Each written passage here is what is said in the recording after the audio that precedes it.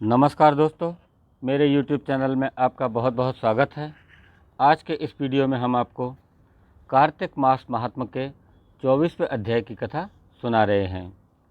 दोस्तों, आपने अभी तक यदि हमारे चैनल को सब्सक्राइब नहीं किया हो तो आप इसे आज ही सब्सक्राइब कर लीजिए और बेल आइकन को प्रेस करके इसके नोटिफिकेशन को ऑन कर लीजिए, जिससे हमारे आने वाले सभी वीडियो आपको समय समय पर मिलते रहें। आइए सुनते हैं कार्तिक मास महात्म्य के 24वें अध्याय की कथा। राजा पृथु ने कहा कि हे नारद जी, आपने तुलसी के इतिहास, व्रत महात्म्य के बारे में कहा।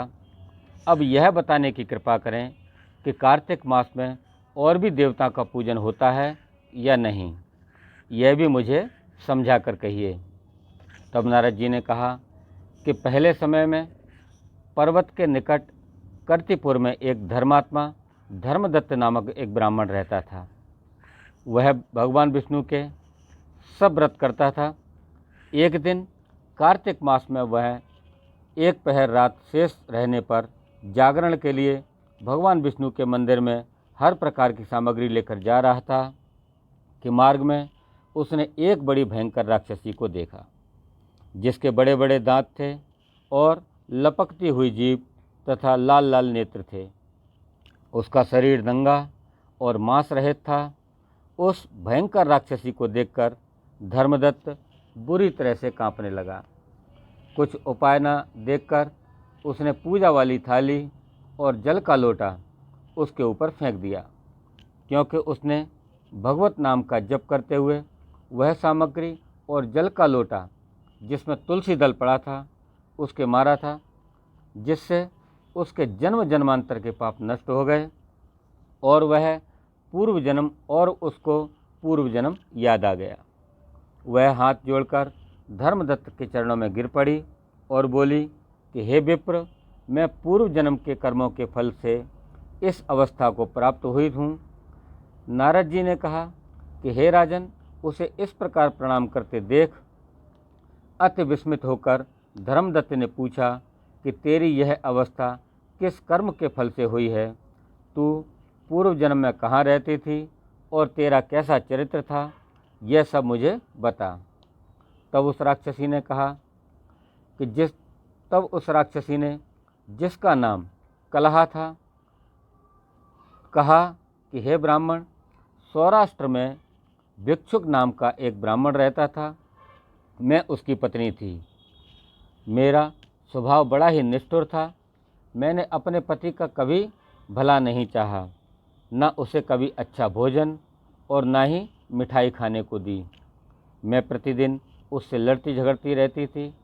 मुझे इस प्रकार की झगड़ालू देखकर तथा नित्य प्रति कलह की वजह से तंग आकर मेरे पति ने दूसरा विवाह करने का निश्चय किया। यह सुनकर कि मेरा पति दूसरा विवाह कर रहा है, मैंने उसके ब्याह से पहले ही विष खाकर अपनी आत्महत्या कर ली। मेरी मृत्यु के बाद यमदूत आए और मुझे गदा से मारते हुए यम के पास ले गए।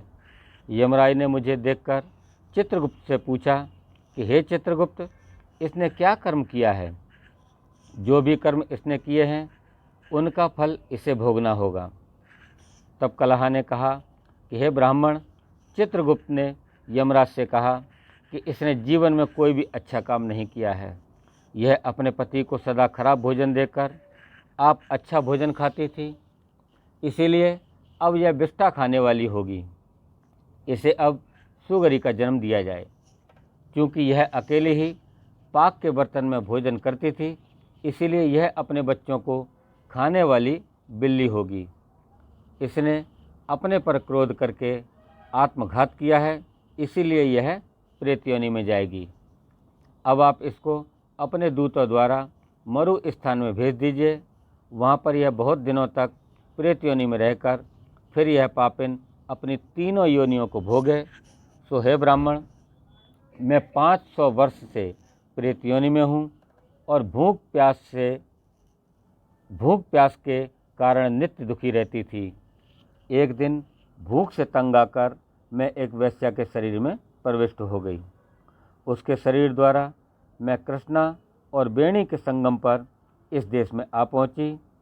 एक दिन भगवान शंकर व विष्णु जी ने मुझे बलात् उसके शरीर से बाहर निकाल दिया। फिर मुझे आप दिखाई दिए। आपके लोटे में से तुलसी दल का छींटा मेरे ऊपर पड़ा, जिससे मेरे सब पाप नष्ट हो गए।